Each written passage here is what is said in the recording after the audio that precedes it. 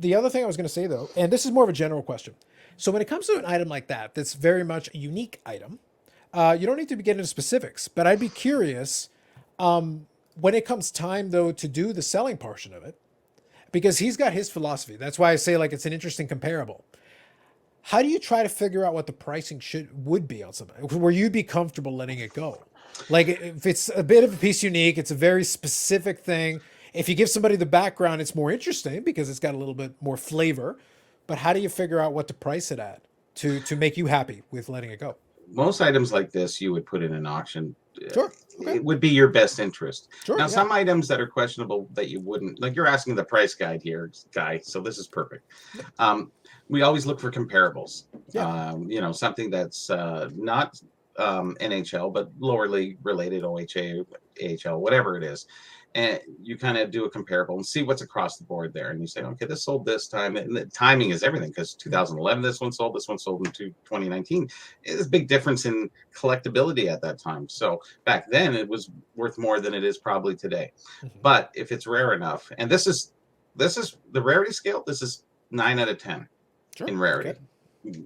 You'll find another one in your lifetime? Probably not. And it's so small, like honestly, it's like 2 3/4 inches. Like, Yep. They get thrown out pretty easily. So, I said a couple $1,000s, right? And I'm just throwing something out there because we look at certain things that are similar. Like what does a metal ring, a beehive ring sell for? And we kind of say, well, they're about $500 for a Okay. beehive ring, 600 700, depending on the player on front. So is it worth more than a beehive ring? Hell yeah. Yes, Mm-hmm. it should be. Okay. Because how can you compare beehive rings that are out there compared to a one-of-a-kind piece? Now, then, this is the problem that comes in is you have desirability.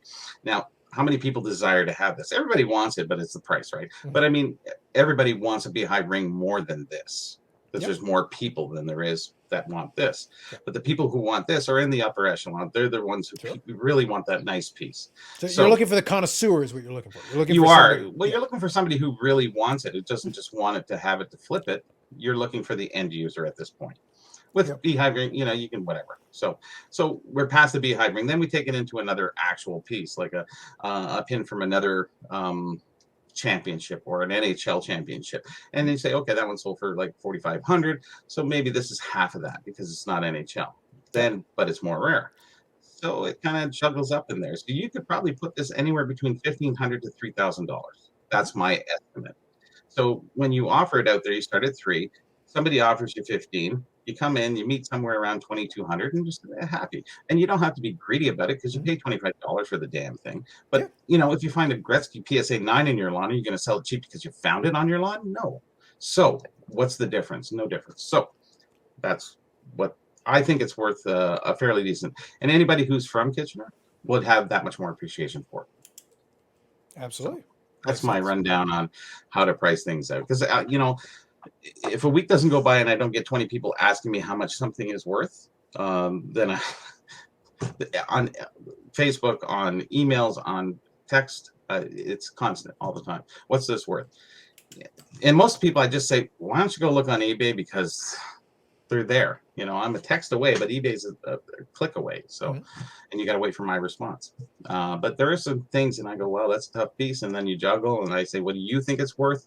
And then because I basically kind of have a quick think of, Mm-hmm. I looked at this piece, and I said, $1,000 easy. Mm-hmm. That was my first inclination. So, Sure. pay you. And I got free shipping too. That's horrible, I Oh, know. look But at you. Oh, look at you. well, I didn't ask for it. It just No, I get it. I get it. Yeah. I'm not, see, if you go to a doctor, you're going to pay the doctor a lot of money to be at a doctor because he took the years and time to study to be a Mm-hmm. doctor. So he has a specialty.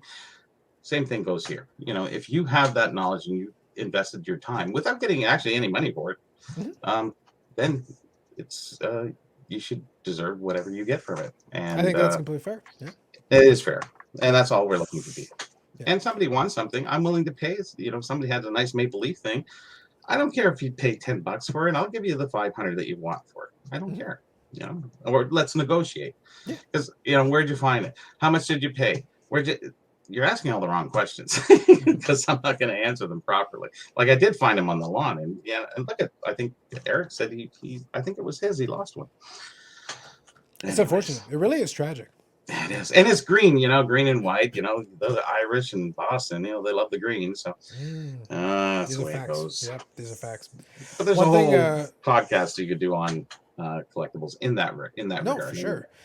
And what I'll say is this: is that you guys who are here, who are hanging out, I hope you realize that you just got a quick primer on pricing a more unique item from somebody who does Price Guide.